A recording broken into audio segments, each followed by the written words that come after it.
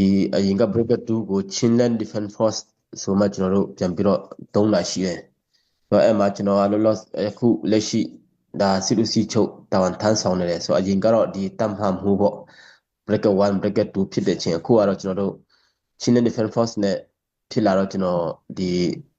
ဖက်က Chinland Defense Force မတူပီကနေဒါစစ်ဦးစီးချုပ်ဖြစ်တယ်ဆိုတော့ MOD မှာကျွန်တော်တို့ဒီsport person နဲ့တာဝန်ထမ်းဆောင်လာဖြစ်တယ်ဆိုတော့ကိုပထမဆုံးပြောချင်တယ်ဆိုတော့ဒီကျွန်တော်တို့ operation က MOD operation ကယခုဆိုတော့ဒီတလပြီးတော့မှာဆိုတော့တလနီးပါ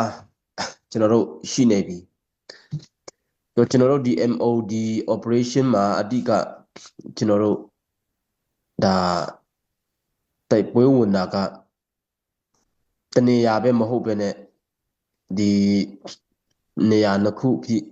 လောလောဆယ်တော့ကျွန်တော်တို့ဒီဖွဲ့စည်းထားတယ်ဆိုတော့ကျွန်တော်ယခုလက်ရှိအချိန်ထိအလုံးပြည်သူဒီတိထိုက်တဲ့ဟာတော့ကျွန်တော်တို့ MOD မှာ MOD ကနေပြုလုပ်ထားတဲ့ operation မှာယခုလက်ရှိအချိန်ထိတန်ရာရသူကရောက်50ကျော်လောက်ရှိပါပြီဆိုတော့ကြာရှုံးတဲ့လူလည်းဒီ6ဦး9ဦးလောက်ရှိပါပြီဆိုတော့ကျွန်တော်တို့ကစစ်ကောင်စီကိုချင်းပြည်နယ်မှာမတက်နိုင်အောင်ချင်းပြည်နယ်မှာရှိတဲ့အရာလည်းကျွန်တော်တို့စစ်ကောင်စီကိုတင်းနိုင်အောင်ကျွန်တော်တို့အားခွန်တစိုက်လုပ်နေတဲ့အချိန်ဖြစ်တယ်ယခုကာလဒီအရေးကြီးဆုံးသောအချိန်ဖြစ်တယ်ယခုအချိန်ဒီကျွန်တော်တို့ကစွန်းတမန်ပါဝင်နိုင်တဲ့လောက်ပါဝင်နိုင်မဲ့အချိန်ဖြစ်တယ်ဒီအချိန်ကကျွန်တော်တို့ကောင်းလေးမလုပ်နိုင်ဘူးဆိုတော့ကျွန်တော်ချင်းပြည်တစ်ခုလုံးကိုကျွန်တော်တို့ပြန်ပြီးတော့ဆွတ်လွတ်နိုင်မဲ့အခြေအနေမျိုးရှိတယ်အဲ့ဒါကိုပြည်သူအယောက်စီတိုင်းကဒီနားလေဖို့လိုတယ်တချို့တော့သူတွေကနားမလေလို့ဒီအရင်ကအတိုင်းပဲသူတို့တိုက်ကြတယ်ပြစ်ကြတယ်ဆိုတဲ့ပုံစံနဲ့ထင်နေကြတယ်အဲ့လိုမဟုတ်ဘူးယခုကချင်းပြည်နယ်မှာမင်းဒတ်မတူပီလမ်းဖက်ကြောက်ထူလမ်းဖက်ကနေစကြောင်းတကြောင်းတက်လာတယ်အခုဒီကန်ကောဖက်ကနေပြင်ဆင်လာတယ်ဝေဘူးလာဖက်ကနေပြင်ဆင်တယ်တက်လာတယ် sorry ကလေးမျိုးဖက်ကနေတက်လာတယ်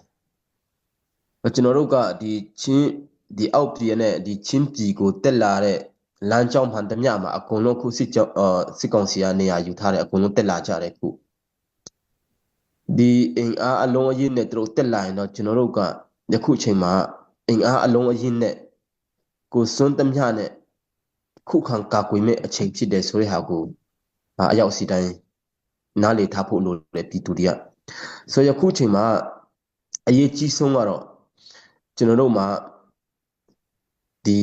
လိုအပ်ချက်တွေအများကြီးရှိတယ်ခြေတမ်းမှာကျွန်တော်တို့စားနိုင်အိတ်နိုင်တာကတော့အစားတောက်ကတော့ထားလိုက်ပါအောင်အဓိကကျွန်တော်တို့ဒီဟာကိုအရေးကြီးတယ်လို့တစ်ဖက်ကအရေးကြီးပေမဲ့နံပါတ်1အရေးကြီးဆုံးကကျွန်တော်တို့လက်နက်ခဲယမ်းတွေကိုကျွန်တော်တို့အရေးကြီးဆုံးဖြစ်တယ်ဆိုတော့ဘယ်လိုကျွန်တော်တို့ချစ်ဆက်ပြီးတော့ခုခံနိုင်မလဲဘယ်လိုလို့ကျွန်တော်တို့ချစ်ဆက်ပြီးတော့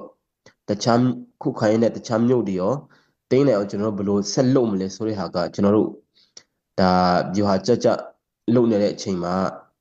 ပြည်သူတွေဖက်ကလည်းကျွန်တော်တို့ရဲ့အတူအရင်ကထက်ယခုချိန်ကပိုအရေးကြီးတဲ့အချိန်ကာလဖြစ်တယ်ဆိုတဲ့ဟာကိုနားလည်ပြီးမှပေါင်းပေးဖို့လိုတယ်ဆိုတဲ့ဟာကို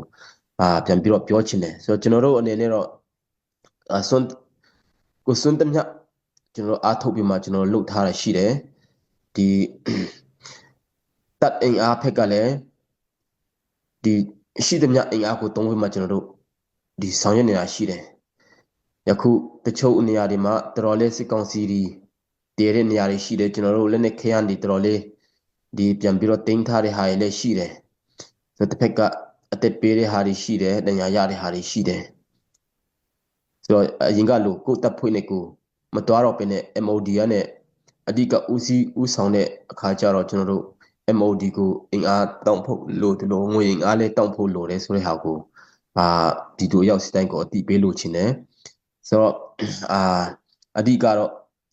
ဒီလောက်ပဲပထမဆုံးပြောချင်ပါတယ်ဟုတ်မေးဆရာရှိနေပြန်ပြီးတော့